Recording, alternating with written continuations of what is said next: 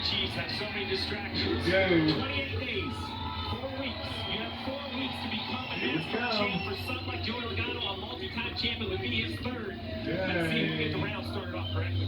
Okay, score is in. 7.400 is ready to roll into the action. It's time to bring the action. You ready? As they creep their way towards the Green flag is out. Boogie. Let's go racing in Vegas, boys. Great stop, Christopher Bell. See what we talked about, the pre-race already two further back in the pack, trying to make ground. That's Chase Elliott, that white car, all the way up against the wall, about 10 rows back. Last mile-and-a-half track, Elliott started last after an issue and worked his way through the field to a respectable finish. So with that in mind, just a few races ago, let's see what he can do. And now the nerves, the anticipation of being the playoff settled in for the drivers. It's about getting the job done. 3 wide, that's the 24 of William Byron, kind of green and black and yellow there on the bottom. Joey Logano, that bright 22 Pennzoil car in the middle. Alex Farman, the bright purple Ally Chevrolet. 6th third, what must he be thinking? Was in the playoffs, and with the car being some 17 pounds light in post-race inspection, was DQ'd and his playoffs dream and year ended last weekend after the road ball was finished. All he can do now is go out with, fueled by a little bit of frustration and anger, and go out and get a race win. Logano drops to the bottom right there off the right front fender. That's the 77 of Carson Hocevar. That impressing this year. The 21-year-old continues to run well each and every week, running 8th, has all the talent, but he's young, inexperienced. I think some of the veterans have a little bit of nervous energy running around the 77 car. Up front, his picks are on board for Joey Logano. Let's go for a little ride. We'll check back in with that. There's Hocevar with the 19 of Martin Truex Jr. It just feels different, doesn't it, Dip? I mean, we're 4 laps in, but this feels different than the last round. The playoff cars are eyes forward. 6 in the top 10 to start this race. Solid performances in qualifying. They're ready for it. You've heard every one of the playoff drivers tell you, this is different now. Let's watch the 77, the Delaware Light Chevy. Spire Motorsports' Carson Hocevar gets up. Ooh. And this is just a requirement of trying to stay in the gas. You can't just lift and lose momentum. But a nerve-wracking position if you're the 19 or the 22. You see the 77 now losing a spot to the 24. How about Chase Elliott attacking right now, that white with the blue 9 on the roof? Already got 6 spots. This is a driver that has been the model of consistency, but maybe not the firepower of all the playoff drivers. He's the one with only 1 win. Every other playoff driver has multiple wins.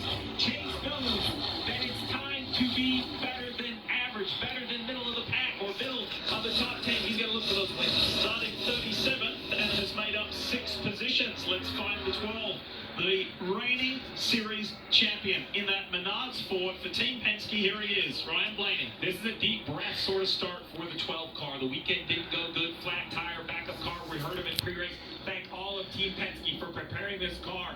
Don't try to make it up in the first 7 laps, Marty, right? Take a breath.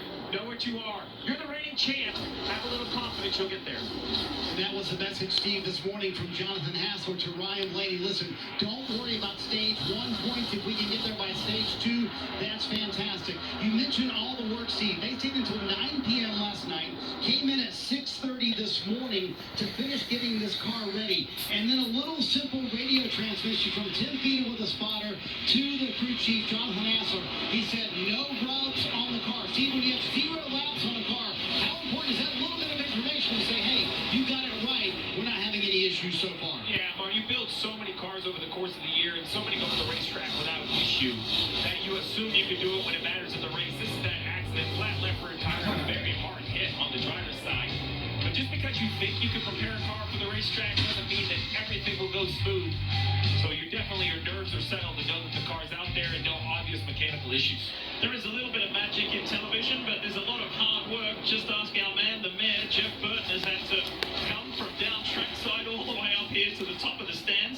Welcome, mate. A little bit of a sprint, but compared to what these guys are having to do out here, it's warm here, it's slick. You can see the cars sliding around. Today's going to be a test. It is a wide racetrack, but it is Not a racetrack with a ton of grip, Steve. Jeff, you were just amongst them, amongst the competitors down on pit road. I told Lee here, I feel like it has a different feel. Only 10 laps in, you can tell where we're at in the playoffs. Did you feel that on pit road? There's no question. You can see it in faces. You can see it in crew members' faces. You walk by, pit crews getting warmed up before the race. You see the nervous energy that they have. It's go time. You make it happen now, or your year can be over. Here's one guy who wants to be a champion in the 24, William Byron, up against a man who really wanted to stay in the playoffs, Martin Truex Jr., now down to his final 4 races. How about the stats of these 8 drivers? We mentioned 177 wins, but 61% of the laps. They've led over 60% of the laps run. So, everyone loves an underdog. Of course, it's a great story. But every once in a while, Dip, I don't want an underdog. Every once in a while, I want a toe-to-toe heavyweight battle. Yeah. I want to see punches traded. And I think that's what we're going to get for this entire round. Speaking of that head-to-head with the big names, early this season there was a lot of aggravation, there was a lot of talk, and from both camps, we have not seen these two on track very often in the second half of the season. These two being Denny Hamlin and Kyle Larson.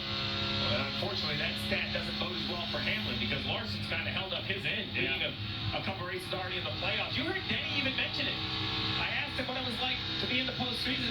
Nice to be here. Nice to be here. I mean, that tells you that these first 6 races have just been abnormal for the 11 car. Their approach, their execution, such a methodical group. But the other thing I heard, I know Denny very well. I've been around him for years. There's not a lot of lightheartedness. He answered the questions. He was very, nice and cordial to the fans that tuned in.